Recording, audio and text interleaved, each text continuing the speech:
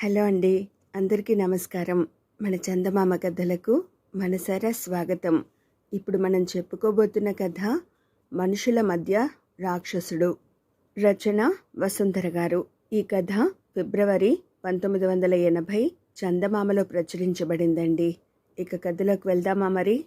మనుషుల మధ్య రాక్షసుడు. వింధ్యాపురంలో కామరూపుడు అనే రాక్షసుడు ఉండేవాడు. వాడికి కోరిన రూపం ధరించే శక్తి ఉండేది. వాడికి కొంతకాలానికి జీవితంపై విరక్తి పుట్టి చచ్చిపోవాలనుకున్నాడు. కానీ ఎలా చావాలో వాడికి తెలియలేదు. కొండల మీద నుంచి వాడు ఒక్క అంగలో కిందికి దూకగలడు. అందుచేత కొండల మీద నుంచి దూకి చావలేడు. సముద్రంలో పడి చేద్దామంటే సముద్రం వాడి మోకాలి లోతు కూడా రాదు.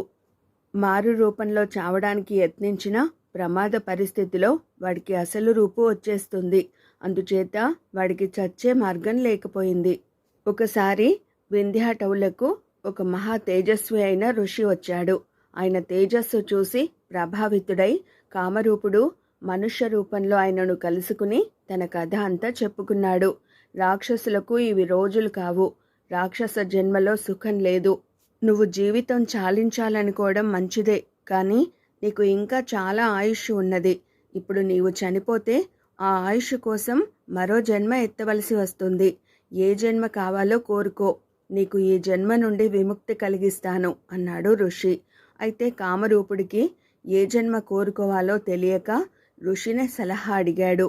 అన్ని జన్మలలోకి ఉత్తమమైనది మానవ జన్మ, అదే కోరుకో అన్నాడు ఋషి కామరూపుడితో. ఋషి మాటలలో ఎంత నిజం ఉన్నది తెలుసుకోవడానికై మనుషుల మధ్య కొంతకాలం ఉండి వస్తానని కామరూపుడు బయలుదేరాడు. వాడు మనిషి రూపంలో ఒక నగరం చేరుకున్నాడు. అక్కడ వాడు ఒక ఇంట మకాం పెట్టి మనుషులను గమనించసాగాడు. మనుషులు నీతి నియమాలు పాటిస్తూ ఎంతో హాయిగా జీవిస్తున్నట్టు వాడికి తోచింది. ఆ నగరానికి వీరసింహుడు అనేవాడు రక్షకుడు.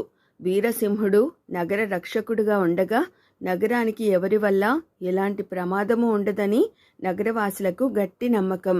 ఆ వీరసింహుడి ప్రతాపం ఎటువంటిదో తెలుసుకోవాలని ఒకసారి కామరూపుడు అతన్ని చూడబోయాడు.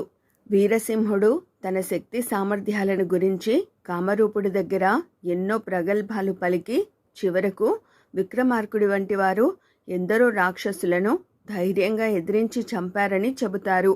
అవకాశం దొరికితే నేను కూడా అలా చేయగలను అన్నాడు. కామరూపుడు వెంటనే తన అసలు రూపం ధరించి నా చుట్టూ ముమ్మారు ప్రదక్షిణం చేసి నా కాళ్లకు మొక్కితే నిన్ను ప్రాణాలతో వదిలిపెడతాను అన్నాడు. వీరసింహుడు వణికిపోతూ రాక్షసుడి చుట్టూ 3 సార్లు తిరిగి కాళ్ల మీద పడ్డాడు. మనుషుల ప్రతాపం ఏపాటితో తెలుసుకుని కామరూపుడు అక్కడి నుంచి మాయమయ్యాడు. ఆ నగరంలోనే ఒక ధనికుడు ఉన్నాడు. ఆయనకు హేమాంగి అని ఒకే ఒక్క కూతురు. ఆమెకు పెళ్ళిడు వచ్చింది. ఆమెకు పెళ్లి చేయాలని ధనికుడు తొందరపడుతున్నాడు. కామరూపుడు అందమైన యువకుడి రూపంలో ధనికుణ్ణి చూడబోయి హేమాంగిని పెళ్లాడతానన్నాడు. ధనికుడు అతన్ని అనేక ప్రశ్నలు వేసి అభ్యంతరాలు చెప్పాడు. కామరూపుడు తన అసలు రూపు ధరించి నీ కూతుర్ని నాకిచ్చి పెళ్లి చేస్తావా చేయవా అని అడిగాడు. ధనికుడు నిలువున వణికిపోతూ తనను చంపవద్దని వేడుకుని తన కూతుర్ని ఆ రాక్షసుడికి ఇచ్చి పెళ్లి చేయడానికి ఒప్పుకున్నాడు. కామరూపుడు దిక్కులు పిక్కటిల్లేటట్లు నవ్వి అక్కడి నుంచి అదృశ్యమయ్యాడు. మనుషులలో ఉండే ప్రేమాభిమానాల డొల్లతనం వాడికి తెలిసింది. అదే నగరంలో శివానందుడు అనే మహాభక్తుడు ఉన్నాడు. ఆయన ఇంట నిత్యము భజనలు జరిగేవి. జనం తండోపతండాలుగా ఆయన ఇంటికి వెళ్ళి వస్తుండేవారు. ఒకనాటి అర్ధరాత్రి వేళ కామరూపుడు శివానందుడి ఇంటికి వెళ్ళి తన అసలు రూపం చూపించి నువ్వు రోజు అర్చించే దేవుణ్ణి ఇప్పుడు తిడతావా తిట్టవా అన్నాడు. తన చేత అంత పాపం చేయించవద్దని శివానందుడు రాక్షసుడి కాళ్ల వేళ్ల పడుతూ బ్రతిమలాడాడు. కానీ రాక్షసుడు ఒప్పుకోలేదు. శివానందుడు తన దేవుణ్ణి రాక్షసుడు ఎలా తిట్టమంటే అలా తిట్టాడు. కామరూపుడు పెద్దగా నవ్వుకుని అక్కడి నుంచి మాయమైపోయాడు. మనుషుల భక్తి సంగతి గురించి కూడా వాడికి తెలిసిపోయింది. కామరూపుడు తిన్నగా విద్యాటవులకు వెళ్ళి ఋషిని కలుసుకుని తమరు మానవ జన్మ ఉత్తమమైనదని అన్నారు. కానీ మనుషులు అవకాశవాదులు. వాళ్ళు సృష్టిలోని సమస్త జంతుజాలాన్ని తమ అదుపులోకి తెచ్చుకుని నాగరికత సృష్టించుకుని హాయిగా జీవిస్తున్నప్పటికీ వాళ్ళ జీవితం అంతా బూటకం, నాటకం. వాళ్ళు కోరి ఆచరించే పనుల్లో కూడా వాళ్లకు నమ్మకం లేదు అన్నాడు. అయితే ఏ జన్మ కోరుకుంటావు అని ఋషి అడిగాడు. మానవ జన్మే అన్నాడు కామరూపుడు. ఋషి ఆశ్చర్యపడి కారణం అడిగాడు. ఎంత బూటకంగా జీవిస్తున్నా ఇది మానవుల కాలం. ఎన్ని శక్తులున్నా నాకు జీవితం మీద విరక్తి పుట్టింది. కానీ మనుషులలో జీవితం మీద ఆశ ఉన్నది.